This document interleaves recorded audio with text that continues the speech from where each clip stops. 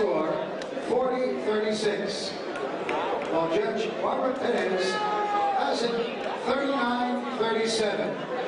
All for the winner by unanimous decision, the crown jewel.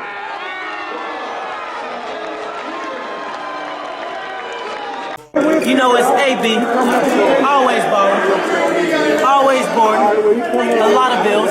You know what's going on, man. You know, shout out to Crown Jewels Boxing, man. You know, my people. You know, they get it in over there, straight up. Lamar Peterson giving a shout out to CrownJewelBoxing.com.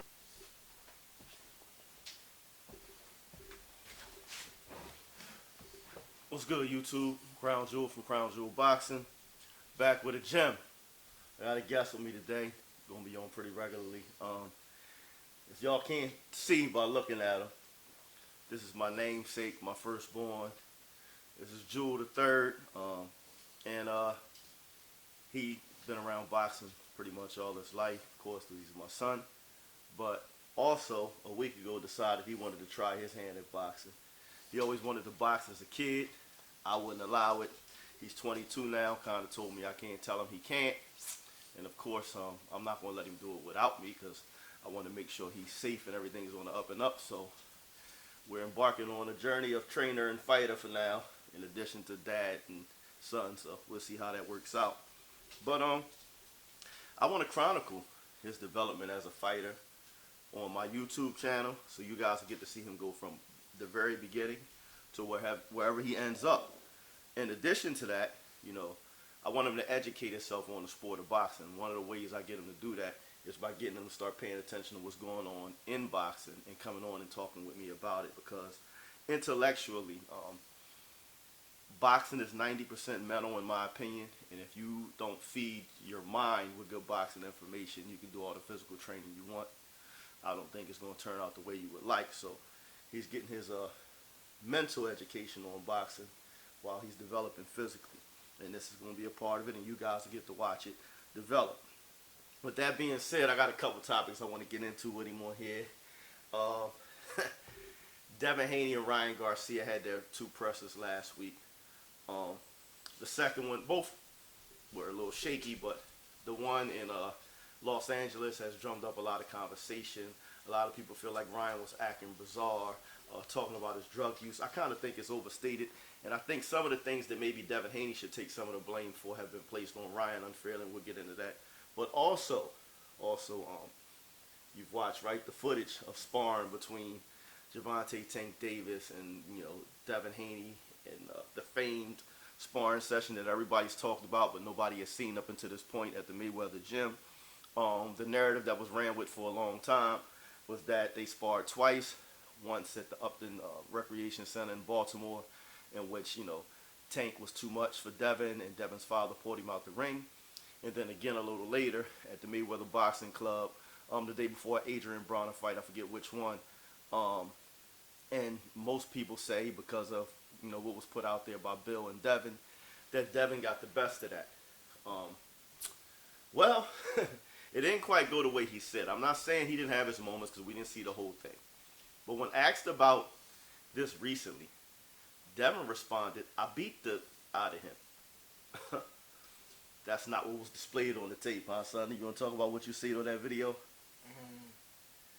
Just for me, I don't know too much about like boxing and stuff, but just watching it, he just looked too overwhelmed. Like he just looked very overwhelmed. Like Tank was just too much for him. Everywhere he was at, Tank was in his face. Tank just looked out of shape though, but I feel like if it was like a real fight, like, you know, Tank can get him out there. Yeah, smaller gloves, no headgear. You know, them rough moments might have been a little rougher early on. Also, Floyd Mayweather's getting a lot of heat. I've seen people say it was a whole move that he put the tape out, even though Ryan put the tape out. You know, it's assumed that Ryan said Floyd gave him the video. And everybody's like, Floyd shouldn't have, Floyd shouldn't have, Floyd shouldn't have. I want us to remember, you know, and not just take sides and, you know, take up for the guy that we like or have an interest in this situation, but just be objective and look at the whole scenario. As early as 2 weeks ago, or as soon as 2 weeks ago, Devin Haney was saying, "I got 10 grand for Floyd to release the tape." Floyd released the tape. I beat the hell out of him. I pay Floyd to release the tape. Anybody got the tape? I got 10,000, even though we know 10,000 ain't moving Floyd. Number one. Number two, no one would even know that Tank and Devin sparred to be clamoring for the tape if Devin was not the first one to put it out there. If we think back some years now, this may be like 4 years ago, Devin was doing an interview, and in that interview said, if I had to talk about the bum-ass dudes I sparred, I'd have to name Tank as one of them. A monster was born at that moment, and everybody wanted the footage because he said that, you know, he beat the hell out of Tank, so much so that he called him a bum. So now we got the tape, and people want to blame Floyd for putting it out. Well, we got, and I'm going to say this, like my son doesn't know a whole lot about this, but I'm going to say how I feel about it. I always say, an old saying of mine is, like I said, I coined it before because I got into it with somebody politically who was always telling me how he got into it politically with my grandfather, and somehow my grandfather had the authority to make his job go away, kill his career in politics, and basically ruin his life. And I had to hear about this all the time, like your grandfather did this, your grandfather did that. He used his political power to do this and do that. And I just say this because it reminds me of the situation between Floyd Mayweather and the Haneys. And I actually said this to this dude when I got tired of him saying it to me. I said, listen, you would think at some point you learn your lesson. He was like, what lesson? And I'm like, there's a lesson to be learned in this. You know, maybe you shouldn't try to spar with people who have a longer reach than you. And I think Bill Haney can learn a lot from that statement because he constantly comes out and defames the name of Floyd Mayweather. And most of the time, I don't think it's mean-spirited. It's, you know, done with the intent of promoting his son. But evidently Floyd don't like it. So we can go back, what was it? He said something about Floyd. Oh, the Floyd Mayweather era is over. It's the Devin Haney era and blah, blah, blah, blah, blah, blah, blah. Well, amongst that being said, out of nowhere, we see a video of Ryan Garcia and Floyd Mayweather running together. Within days, Ryan pulls out of negotiations that he had with Devin Haney, which would have been both of their biggest fights to date. And coincidentally, Ryan comes out and says, well, I pull out of negotiations because Floyd told me that wasn't the route. I should fight Rolly and unify with Devin. So that was the first time he flexed, you know. He talked negatively about Floyd for the umpteenth time. Floyd retaliated by taking his fight away from him. Okay, Rolly ends up fighting someone else.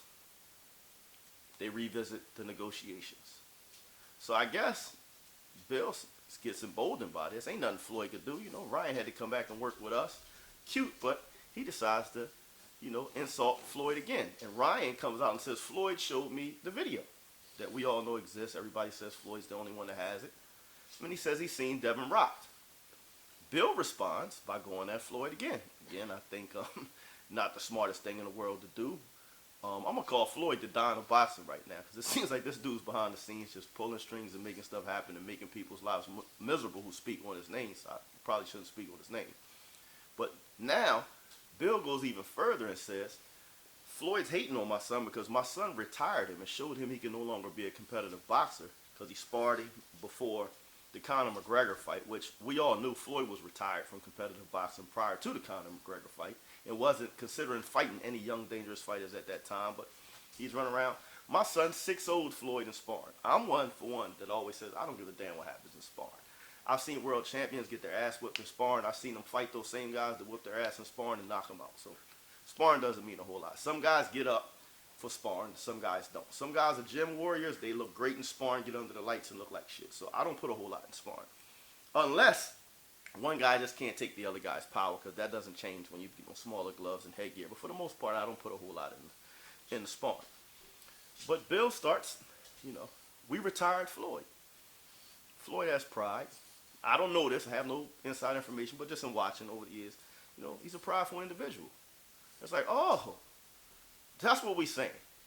You know, not only are you saying that what happened in the sparring didn't happen, I got my fighter, or former fighter, Tank, had blocked him on social media because he said he wanted Floyd to release the footage. Ryan saying he saw the footage. And now you got Bill coming out saying, show the footage of when, you know, Devin got at you. I can see Floyd saying, all right, man, y'all want to play? Go ahead, Ryan, do what you want with it. You know what I mean? Promote your fight with this. And we seen the video. The video came out. And as my son said, I agree with him. Devin just seemed to be overwhelmed. Everybody wants to go, so he was young. He was 16 at the time. No, I think he was 17. And guys with his amateur background, his amount of fights, they fight grown men at 16, 17 years old. How do I know? Because when I didn't reach the level he reached, but when I was 16 years old, I was fighting grown men. So can we use age in that? Tank was 20, 21. He was 16, 17. They're 4 years apart. At that level of experience, those type of guys trade punches in the gym all the time, number one.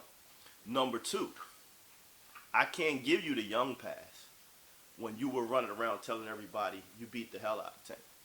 Because you wasn't talking about how young you was when you was running around telling everybody you beat the hell out of him, he's a bum, you stopped him, y'all won the money. Age did not come into factor then. So when a clip comes out of you getting completely destroyed, don't interject age now. Because again, none of us are talking about this famed sparring session if Devin didn't first leak to a reporter that Tank was a bum that he handled in sparring. That drew interest.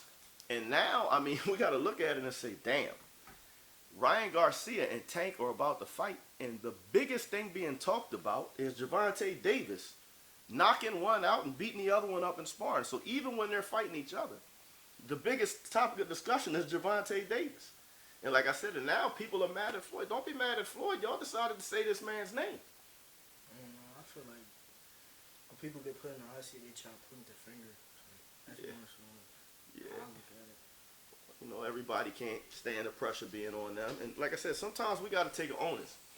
Sometimes we get a little beside ourselves. And us as men, you know, like I said, we all can have a little bit of an ego when things are going well. And things are going extremely well for Bill and Devin Haney. You know, he's guided his son to the top of the sport, so he should feel pride. But I think some of that has gassed him a little bit to the point where he's like, well, we exceeded a level of where Mayweather can affect us. You know, we can talk now. And I think you learned a very valuable lesson. Like, boxing's like the mob. You don't speak on them top. You don't speak on the dons. You know what I mean? Those dons, no pun intended. You know what I mean? But you don't speak on those dons because they have the power to sway not only your career but affect your life. Because this is how you're feeding yourself. So you know, I would just say in the future to the Devin Haney people saying Floyd shouldn't have put it out. They should have kept Floyd's name out their mouth. Number one. Number two.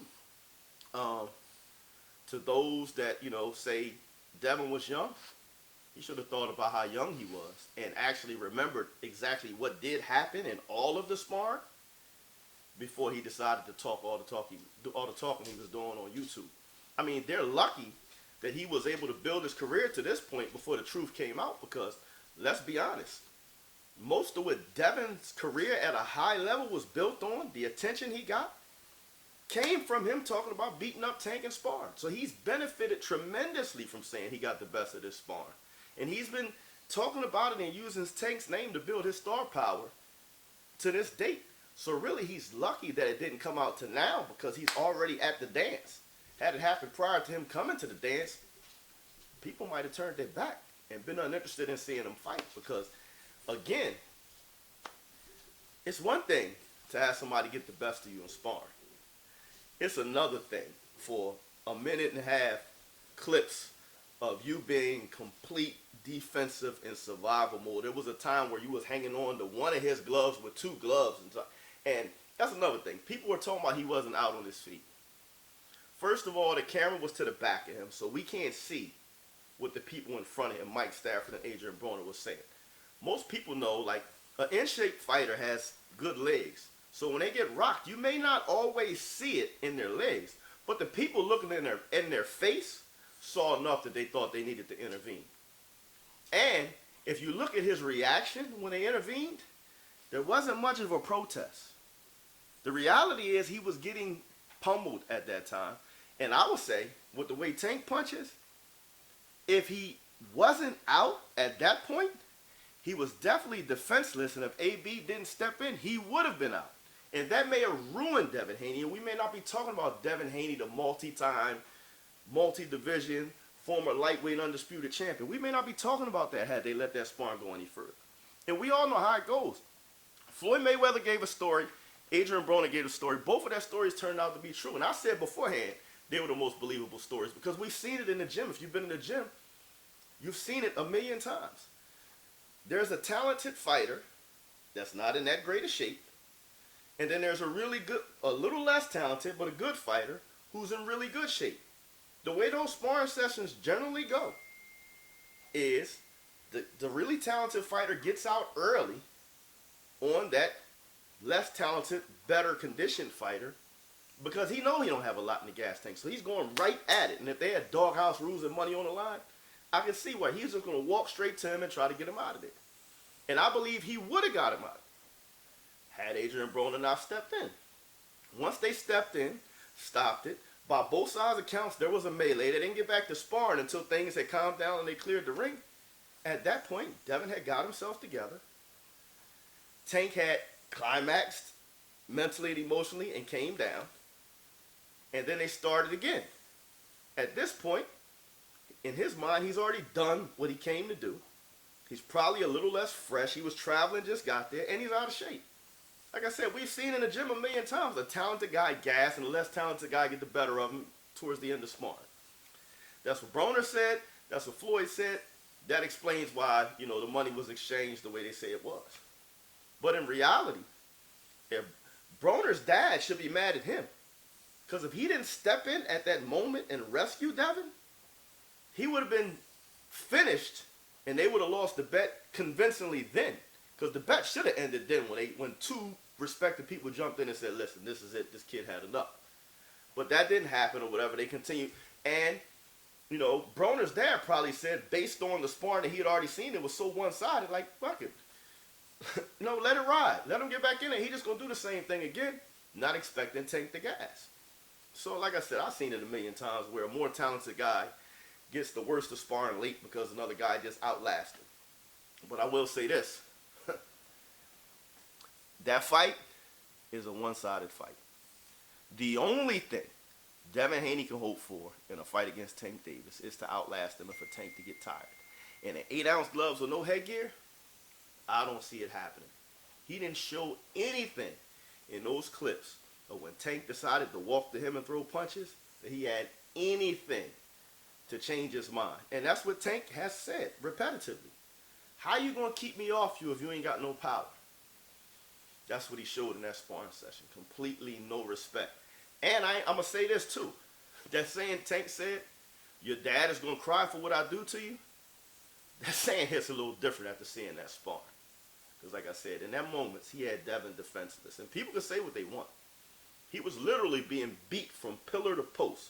And for those that say he was a kid at that time, again, if you want to use that excuse, then I'd have to look at his dad.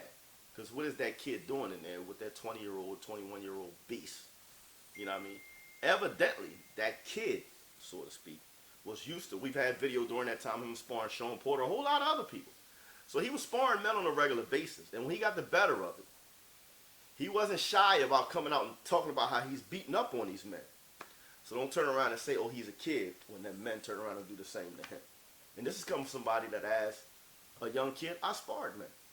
When I was 16 years old, I was sparring Benny Ampero while he was getting ready to fight Tom Boom Boom Johnson for the IBF title. I sparred him every day. Did I brag when I had good days about him? I was 16. Yeah, I did. But on the days he got off on me, I couldn't complain if he said something to me. I couldn't say, yo, man, I'm only 16. Nah. You can't say that once you start bragging about what you're doing. If I'm bragging about what I'm doing to you, any handicap or advantage that you may have had, I can't speak on because I didn't mention it when I had the upper hand. I can't mention it when things don't go my way. That's just how it is. So what I say, if you think you're a different fighter now, you think it'll make a difference? Cool. Make the fight. But I'm telling you, based on what I've seen and my years of experience in this game, I thought Tank was the better fighter to begin with. I think he's just quicker. I think his movements are more fluid. I think he's a better boxer. And we all know he's a much bigger puncher. I think he's more athletic. So I had Tank anyway. But I got him by wipeout now. The Ryan-Devin fight, everybody talking about Ryan might be on drugs, this, that, and the third. I saw a lot of that in the last 24 hours. Namely, my guy Knockout. I love my guy Knockout. I think what's going on with Ryan is being a little more overstated. And then the narrative that Ryan sabotaging the fight by talking about the drugs, I'm a person that has to go to the root of things. Soon as Ryan started talking, it was Devin that brought up drug use. It was Devin that said, "What's wrong with your voice? This dude need cocaine to speak." Ryan talked about being hoarse and getting hype and been yelling, at the presser, and, that took his voice. It was Devin that put out there that he thought Ryan was taking coke. Then, when Ryan blew it off, it was Devin that said, no. What drug do you take then? If you don't do cocaine, what drug do you take? That was Devin that went that out there. So if drug use is going to sabotage the fight, blame Devin, because he's the one that made it his point to get Ryan to admit it on the dais. When Ryan finally admitted, "I drink and smoke weed, whoop-de-doo, so does everybody else," or a lot of people in this room, that was because Devin had publicly asked him, "What drugs do you do?" So, do Devin want him to have a breakdown or be disqualified for the fight? Because he's the one that brought up drug use, right? And then, directly after accusing this man of taking drugs and interrogating him on what drugs he was taking, then you say, why would you say that you're a role model? If you were worried about you two being role models, why did you ask the question? At some point, we got to stop following these BS narratives and look at things for what they are. If I ask you a question, right, I want the answer, right?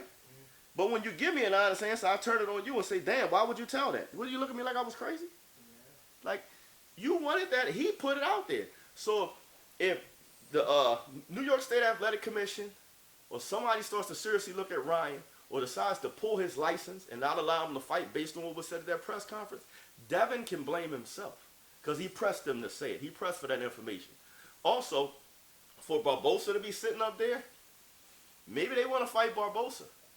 You know what I mean? But I didn't see anything that would tell me that Ryan needs to be pulled from the fight or that he's going to pull out. I didn't see anything. Was some of it bizarre? Yeah, but what time was he in front of the camera that it wasn't bizarre? He was bizarre when he had his press conference with Tank. He's just not a polished guy, but for whatever reasons, it's effective because he's a social media phenom and, people know who he is.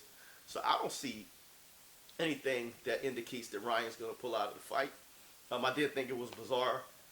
Not that he ignored Devin, because, if I feel like I'm being disrespected, I may ignore you too. But when he played that oh, that's what it was? Coco Melon?